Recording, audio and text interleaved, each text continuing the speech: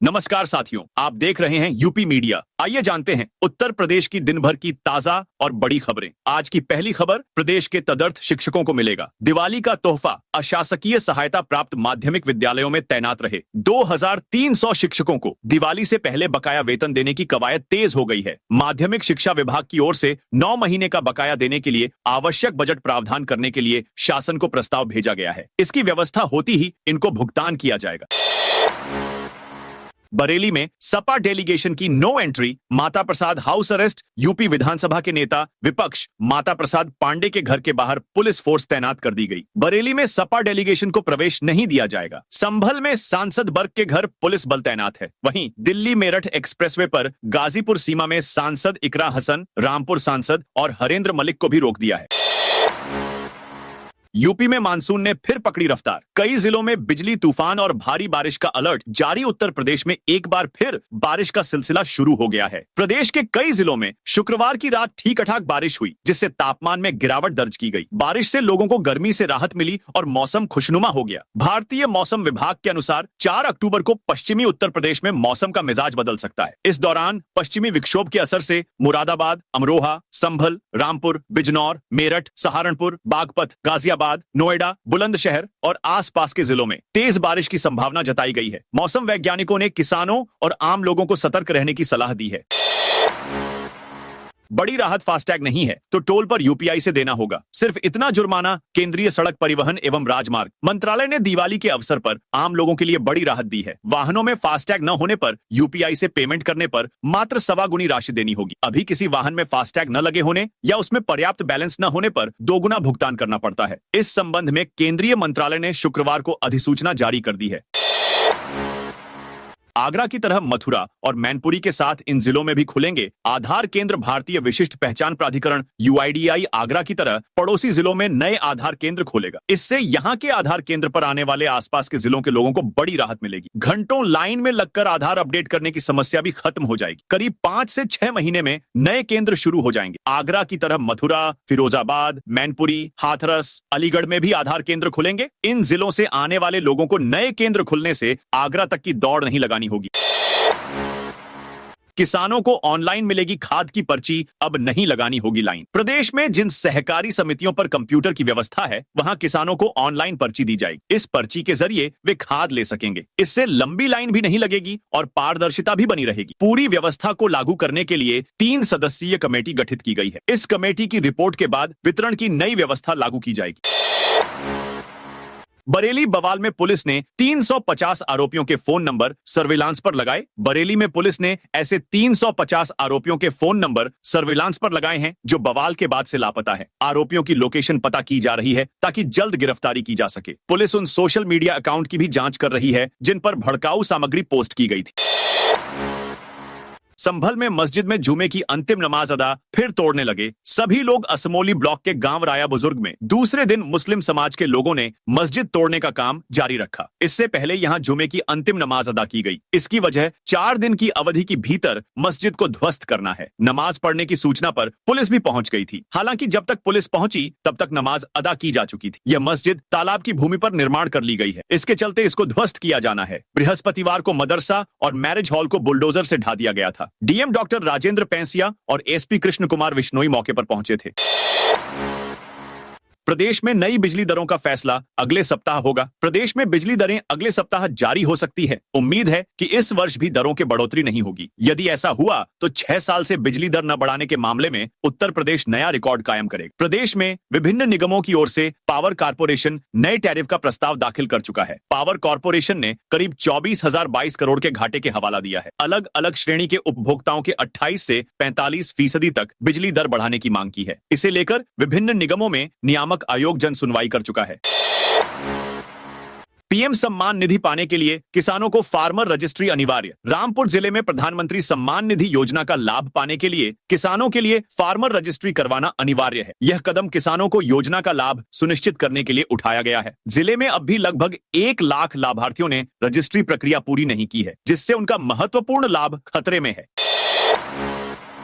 OP Rajbhar ने फिर उठाया ओबीसी आरक्षण का मुद्दा। राजधानी लखनऊ में सुभाषपा अध्यक्ष और कैबिनेट मंत्री ओम प्रकाश राजभर ने एक बार फिर ओबीसी आरक्षण का मुद्दा उठाकर प्रदेश की सियासत में गर्म करने की कोशिशें शुरू कर दी हैं। उन्होंने भाजपा और कांग्रेस समेत तमाम राजनीतिक दलों के राष्ट्रीय अध्यक्षों को पत्र लिखकर कोटे में कोटा पर उनके विचार मांगे हैं। ओपी राजभर ने कहा कि अब सामाजिक न्याय समिति की रिपोर्ट लागू करने का वक्त आ गया है। सभी राजनीतिक दल इस पर अपनी राय स्पष्ट करें। 8 अक्टूबर को बरेली जाएंगे अखिलेश यादव। सपा अध्यक्ष अखिलेश यादव 8 अक्टूबर को लखनऊ से बरेली होते हुए रामपुर जाएंगे। वे बरेली में पार्टी के स्थानीय कार्यकर्ताओं के साथ ही लाठीचार्ज से प्रभावित मुस्लिम परिवारों से भी मिलेंगे। हालांकि उससे पहले शनिवार को विधानसभा में नेता प्रतिपक्ष माता प्रसाद पांडेय की अगुवाई में सपा का 14 सदस्यीय प्रतिनिधिमंडल बरेली पहुंचेगा। टेक्सटाइल पार्क के लिए मिले 5,120 करोड़ के निवेश प्रस्ताव। राजधानी लखनऊ में शुक्रवार को मुख्य सचिव ईएसपी गोयल की अध्यक्षता में प्रधानमंत्री मित्र मेगा टेक्सटाइल और परिधान पार्क पीएम मित्र पार्क योजना की समीक्षा बैठक हुई। इसमें बताया गया कि निवेशकों की ओर से अभी तक 5,120 करोड़ रुपए के निवेश प्रस्ताव मिल चुके हैं। इस परियोजना के अंतर्गत 95 औद्योगिक इकाइयों ने समझौता ज्ञापन पर हस्ताक्षर किए हैं। कुल जमीन की मांग 567 एकड़ तक पहुंच गई है। 8 अक्टूबर को पुलिस के खिलाफ बजेगा भाकियू का रणसिंघा। भाकियू के राष्ट्रीय प्रवक्ता चौधरी राकेश टिकैत ने कहा कि अधिकारी किसान आंदोलन के खिलाफ साजिश रच रहे हैं। मोरना के सर्वेंद्र राठी के मामले में पुलिस ने वायदा खिलाफी की। 8 अक्टूबर से एसआईएसपी कार्यालय पर धरना प्रदर्शन किया जाएगा। किसान ट्रैक्टर लेकर पहुंचेंगे। किसानों के मान सम्मान से कोई समझौता नहीं होगा। सपा दफ्तर पर कब्जे की तैयारी में मुरादाबाद प्रशासन। सपा कार्यालय खाली कराने के लिए मुरादाबाद प्रशासन की तरफ जारी नोटिस की मियाद समाप्त हो गई है। अब जिला प्रशासन भवन को अपने कब्जे में लेने की तैयारी में है। यह भवन नजुल भूमि पर स्थित है। प्रशासन ने 16 सितंबर को सपा दफ्तर का आवंटन निरस्त कर दिया था। बरेली की सड़कों पर बूटों की थक थक छतों पर मंडराए ड्रोन। बरेली में बीते शुक्रवार को बवाल के बाद इस बार पुलिस प्रशासन ने जुमे की नमाज के दौरान खासी सतर्कता बरती। पुराना शहर के कुछ हिस्से और बाजार छावनी बने रहे। मस्जिदों में नमाजियों की संख्या बाकी शुक्रवार के मुकाबले सिर्फ 30% रह गई। इस दौरान कोतवाली से सटा एसपी सिटी के दफ्तर में अधिकारियों ने शाम तक कैंप किया। मंडलायुक्त Bhupendra S Chaudhary, ADG Ramit Sharma, DM Avinash Singh, DIG Ajay Kumar Sahni व एसएसपी अनुराग आर्य शाम 5 बजे तक एसपी सिटी मानुष पारीक के कार्यालय में बैठकर शहर की मस्जिदों में नमाज का अपडेट लेते रहे। इसकी रिपोर्ट लगातार मुख्यमंत्री व डीजीपी कार्यालय भेजी जाती रही। बिजली निजीकरण का टेंडर होते ही करेंगे सामूहिक जेल भरो आंदोलन। दक्षिणांचल विद्युत वितरण निगम लिमिटेड के अभियंताओं के चिंतन मंथन शिविर में महत्वपूर्ण निर्णय लिया गया। अभियंताओं ने ऐलान किया कि निजीकरण का टेंडर होते ही सामूहिक जेल भरो आंदोलन शुरू किया जाएगा। सपा की पीडीए पाठशाला पर राजभर का तंज। लखनऊ में समाजवादी पार्टी की पीडीए पाठशाला पर यूपी के मंत्री ओपी राजभर ने तंज कसा। उन्होंने कहा, ये किस पीडीए की बात कर रहे हैं? पीडीए का मतलब है परिवार विकास प्राधिकरण। इन लोगों ने पीडीए पाठशाला शुरू की है जहां वे ए से अखिलेश, डी से डिंपल और पी से परिवार पढ़ाते हैं। राजभर, प्रजापति, पाल, चौहान, लोहार, विश्वकर्मा, निषाद, बिंद, केवट, मल्लाह, कश्यप, अर्कवंशी, बंजारा, बहेलिया, मौर्य, सैनी, माली, कुशवाहा कहां जाएंगे? किस्मत के नाम पर पिछड़ों का खून चूसा गया है। अब यह नहीं चलेगा। लावारिस कुत्तों को मिला सहारा। आगरा में 100 फीडिंग पॉइंट पर मिलेगा खाना। हाल ही में सुप्रीम कोर्ट की ओर से दिए गए एक आदेश के बाद पशु प्रेमी संगठनों के साथ मिलकर नगर निगम लावारिस कुत्तों का सहारा बन रहा है। एक दूसरे के सहयोग से दोनों ही संस्थाएं शहर के अलग अलग क्षेत्रों में आवारा कुत्तों के लिए 100 फीडिंग पॉइंट्स बना रही हैं। इन पॉइंट्स पर पशु प्रेमी संगठन और स्थानीय लोगों की मदद से आवारा कुत्तों को 2 वक्त का खाना मुहैया कराने में जुटे हैं। लखनऊ में घर की चाहत रखने वालों के लिए नई स्कीम। लखनऊ में घर की चाहत रखने वालों के लिए एलडीए ने शुक्रवार को 2 योजनाएं लॉन्च कर दी। इनके 2568 फ्लैटों के लिए पंजीकरण शनिवार से शुरू होगा। डालीबाग में माफिया मुख्तार अंसारी के कब्जे से छुड़ाई जमीन पर 72 सस्ते फ्लैटों की सरदार वल्लभ भाई पटेल आवासीय योजना के लिए 3 नवंबर तक ऑनलाइन पंजीकरण होंगे। उधर देवपुर पारा में अटल आवासीय बहुमंजिला योजना के 2496 फ्लैटों के लिए पंजीकरण 1 महीने तक वेबसाइट पर किए जा सकेंगे। एनएचएम कर्मियों का सरकार को अल्टीमेटम। लखनऊ में राष्ट्रीय स्वास्थ्य मिशन से जुड़े हजारों कर्मचारियों को 3 माह से मानदेय न मिलने के चलते गंभीर आर्थिक संकट का सामना करना पड़ रहा है। दशहरा बिना वेतन गुजार चुके ये कर्मचारी अब दिवाली भी अधर में देखते हुए आक्रोशित हैं। एम्बुलेंस सेवा से जुड़े कर्मचारियों ने 10 अक्टूबर तक भुगतान न होने पर स्वास्थ्य सेवाएं ठप करने की चेतावनी दी है। वहीं उप मुख्यमंत्री ब्रजेश पाठक के स्पष्ट निर्देश के बावजूद भुगतान प्रक्रिया में देरी ने शासन की कार्यशैली पर सवाल खड़े कर दिए हैं। ब्रजेश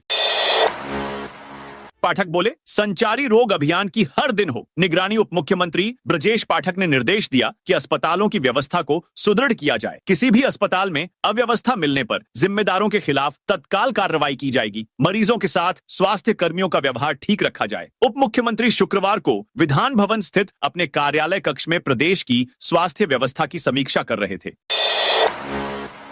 यूपी में 200 करोड़ की जमीन खरीदने में फंसे जीएसटी के 50 अधिकारी यूपी में स्टेट जीएसटी के करीब 50 अफसर अरबों की जमीन खरीदने में फंस गए हैं। शुरुआती जांच में 200 करोड़ रुपए से ज्यादा की नामी बेनामी जमीन खरीदने के दस्तावेज मिले हैं। अधिकांश रकम मोहनलालगंज में एक चर्चित बिल्डर के जरिए खपाई गई है। अभी तक 11 अधिकारियों के नाम करोड़ों की जमीन का खुलासा हो चुका है।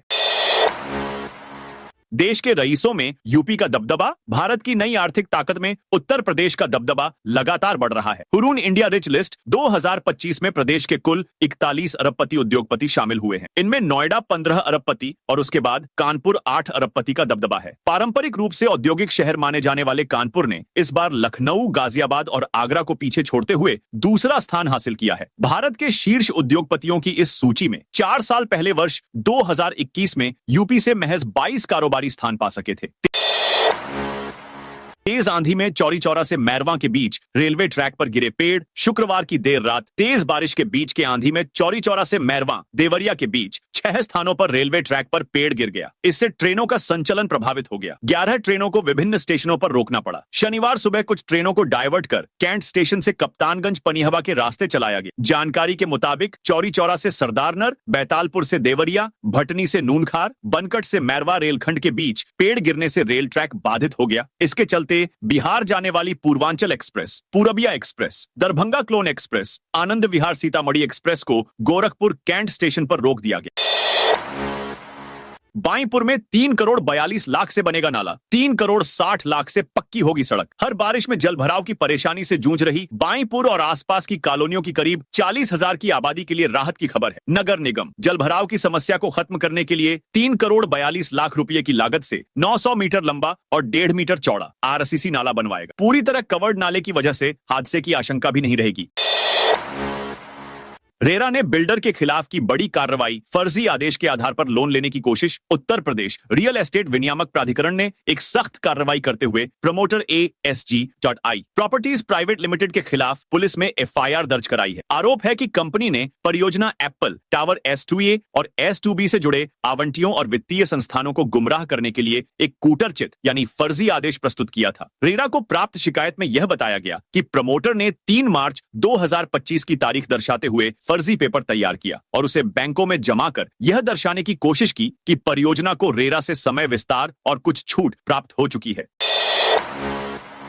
अयोध्या में संजय सिंह का बड़ा ऐलान। 31 अक्टूबर सरदार पटेल की जयंती पर प्रयागराज से शुरू करेंगे पदयात्रा मनगरी। अयोध्या पहुंचे आम आदमी पार्टी के राज्यसभा सांसद संजय सिंह ने सरकार पर जमकर हमला बोला और घोषणा की कि 31 अक्टूबर को सरदार पटेल जयंती से प्रयागराज से अयोध्या तक पदयात्रा निकाली जाएगी। उन्होंने बुलडोजर कार्रवाई, दलितों पर अत्याचार और पेपर लीक जैसे मुद्दों पर योगी सरकार को घेरा।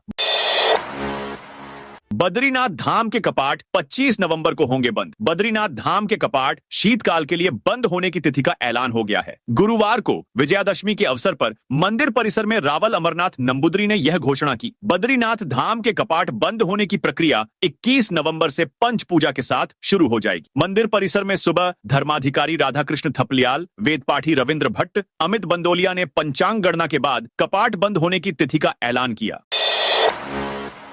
स्मार्ट मीटर पर उठे सवालों का बिजली विभाग ने दिया जवाब। मुरादाबाद में स्मार्ट मीटर को लेकर उपभोक्ताओं की लगातार बढ़ती शिकायतों को गंभीरता से लेते हुए बिजली विभाग ने जांच अभियान शुरू किया। उपभोक्ताओं का कहना था कि स्मार्ट मीटर से बिल ज्यादा आ रहा है, जिसे देखते हुए विभाग ने चेक मीटर लगाने का निर्णय लिया। इस पहल से उपभोक्ताओं की शंकाओं का समाधान करने की कोशिश की गई। 4 अक्टूबर को अवकाश की घोषणा, 1 से 8वीं तक के स्कूल रहेंगे बंद। लगातार हो रही भारी वर्षा के कारण जनजीवन प्रभावित होने लगा है। कई इलाकों में जलभराव और निचले क्षेत्रों में बाढ़ जैसी स्थिति को देखते हुए जिलाधिकारी महोदय ने बड़ा निर्णय लिया है। जनपद सोनभद्र और चंदौली में संचालित कक्षा 1 से 8 तक के सभी विद्यालयों में दिनांक 4 अक्टूबर 2025 को अवकाश घोषित किया गया है। यह आदेश सरकारी, सहायता प्राप्त और निजी सभी प्रकार के विद्यालयों पर लागू होगा। तो दोस्तों, यह थी आज यूपी के सभी जिलों की खबरें। आप इस वीडियो को कौन से जिले से देख रहे हैं, उस जिले का नाम बताइए।